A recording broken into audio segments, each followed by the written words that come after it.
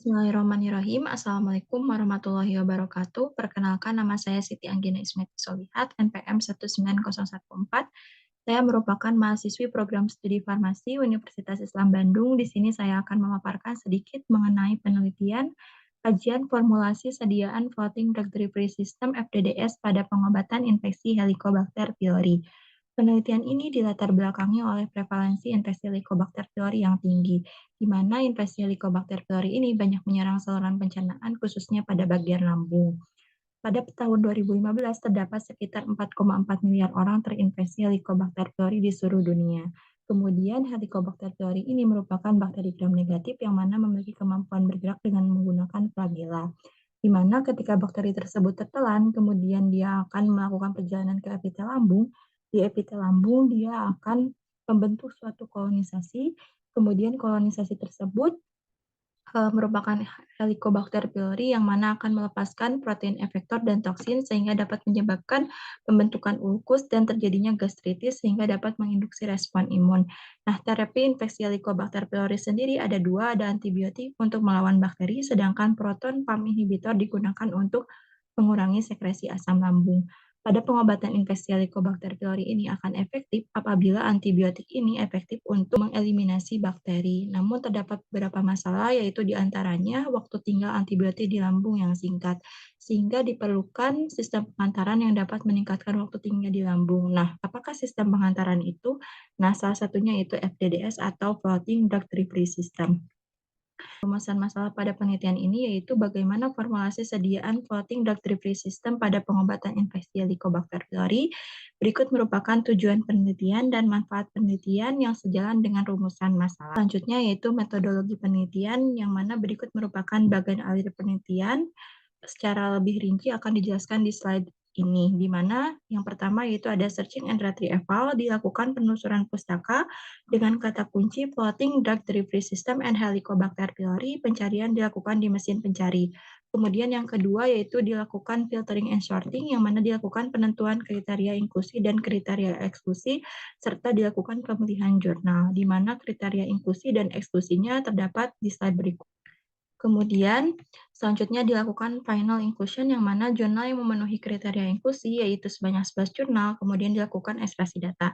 Nah, ekspresi data ini meliputi zat aktif dan eksipien utama, sistem yang digunakan, hasil karakterisasi fisik, kemudian yang terakhir yaitu dilakukan pelaporan.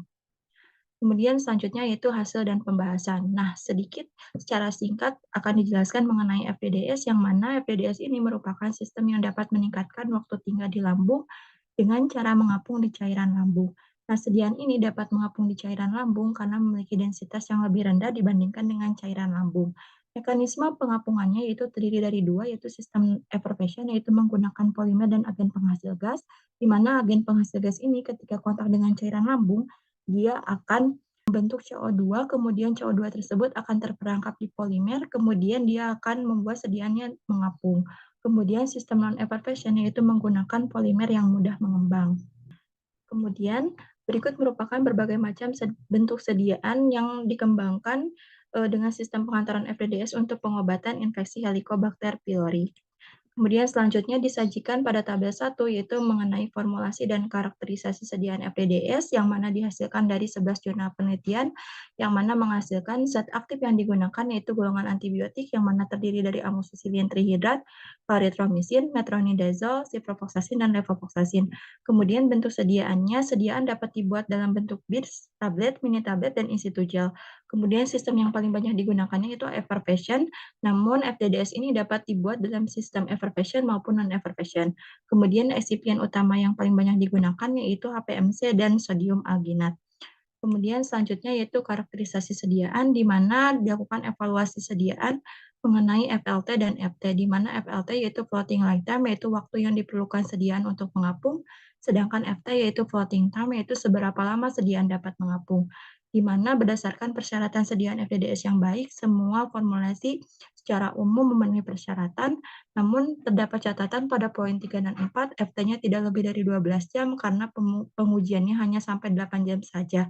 Namun setelah pengujian, sediaan tetap mengapung. Kemudian selanjutnya yaitu kesimpulan, di mana berdasarkan studi literatur diketahui bahwa sediaan FDDS ini sudah dikembangkan untuk zat aktif amoksisilin trihidrat, klaritromisin, ciprofloxacin, metronidazole, dan levofloxacin untuk pengobatan infeksi Helicobacter pylori. Dengan hasil kajian, sediaan FDDS dapat dibuat dalam bentuk beads, mini tablet, tablet, dan institut dengan sistem effervescent maupun non-effervescent. Jenis polimer yang paling banyak digunakan yaitu sodium alginat dan HPMC. Berikut merupakan daftar pustaka yang menjadi rujukan untuk penelitian ini. Baik, sekian dari saya. Mohon maaf apabila masih banyak kekurangan dalam penyampaiannya. Wabillahi taufiq wal hidayah. Wassalamualaikum warahmatullahi wabarakatuh.